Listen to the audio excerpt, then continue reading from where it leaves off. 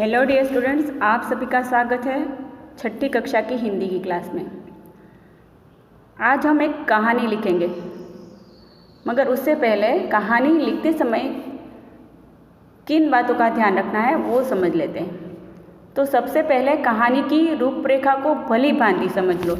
यहाँ ये रूपरेखा दी हुई है, ये आप देख सकते हो। तो पहले ये रूपरेखा को भली भांति समझ लो, अच्छी तरह से समझ लो।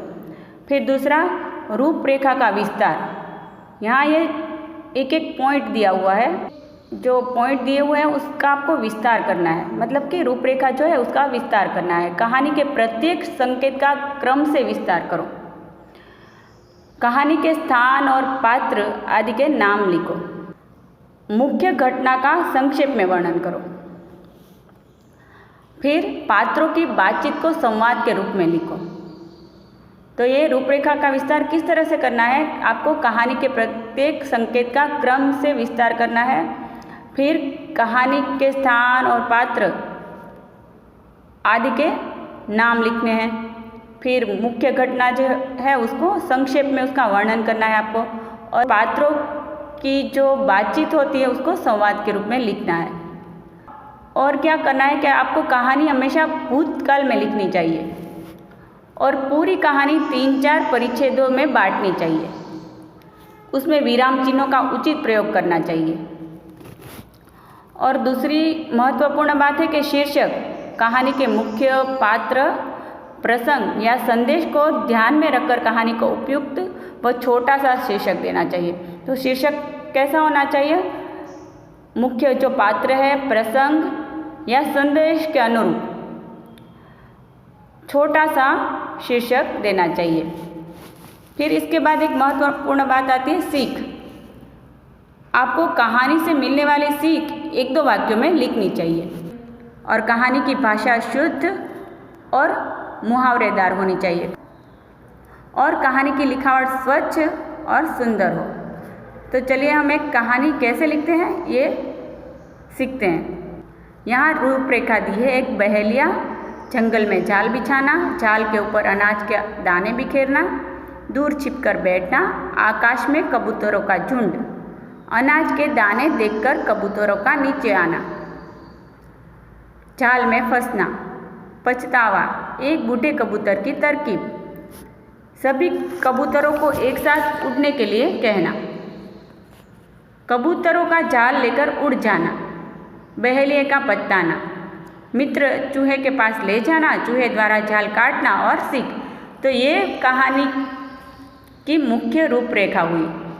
तो ये हम पहले तो ये रूपरेखा को समझ लो कि ये कहानी में क्या है, कहानी किसके बारे में है, कौन से पात्र हैं, और इसका पूरा प्रसंग क्या है, मुख्य विषय क्या है।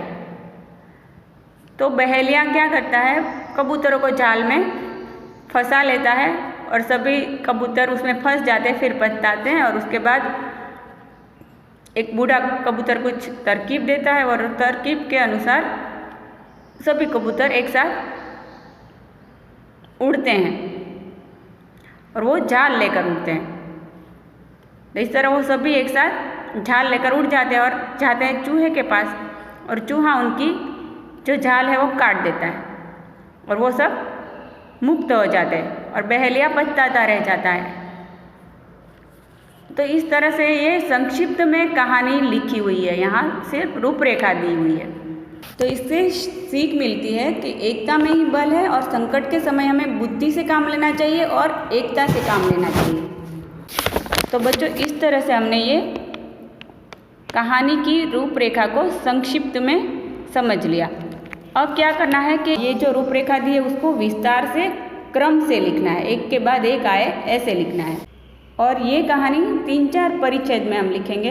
ये कहानी का संक्षेप में हम वर्णन करेंगे। तो चलिए शुरू करें। कहानी समझकर हमने शीर्षक दिया है, एकता ही बल है।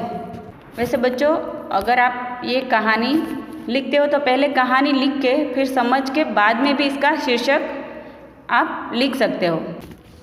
अब कहानी शुरू करते हैं। एक बहेलिया था। एक दिन बड़े सवेरे वह जाल लेकर शिकार करने जंगल की ओर चल पड़ा। उसने एक जगह जाल बिछा दिया और उसके ऊपर अनाज के दाने बिखेर दिए। इसके बाद वह थोड़ी दूर एक पेड़ के पीछे छिपकर बैठ गया। ये पहले परिच्छेद में हमने बहेलिए के बारे में लिखा और जगह के बारे में लिखा। अब ये कहानी की जो मुख्य घटना है उसका हम वर्णन करेंगे। उसी समय कबूतरों का एक झुंड उड़ता हुआ वहाँ से गुजरा।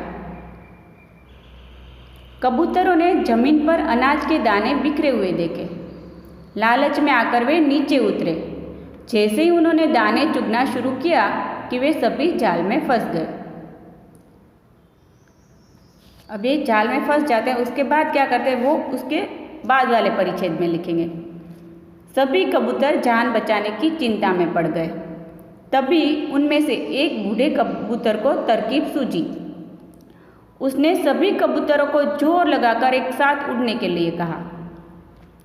सभी कबूतर जाल के साथ उड़े। बहेलिया चकित होकर देखता रह गया। तो है ना बच्चों, एकता में बल। गुजराती में भी कहावत है, संप त्यां जम।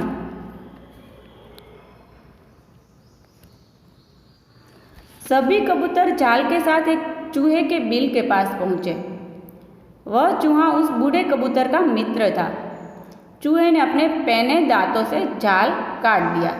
मतलब कि चूहों के जो तीक्ष्ण दांत होते हैं, धारदार, तो उससे उसने जाल काट दिया। इस प्रकार उन कबूतरों की जान बच गई। तो बच्चों, इससे सीख क्या मिलती है कि एकता में बड़ी शक्ति है। संकट में बुद्धि और एकता से काम लेना चाहिए। तो इसका शीर्षक देंगे, एकता ही बल है। तो बच्चों, इस तरह आपको कहानी लिखनी है और कैसे कहानी लिखनी है ये सीखना है। आपको इसके लिए प्रैक्टिस करनी होगी। तो आज के लिए इतना ही। Thank you.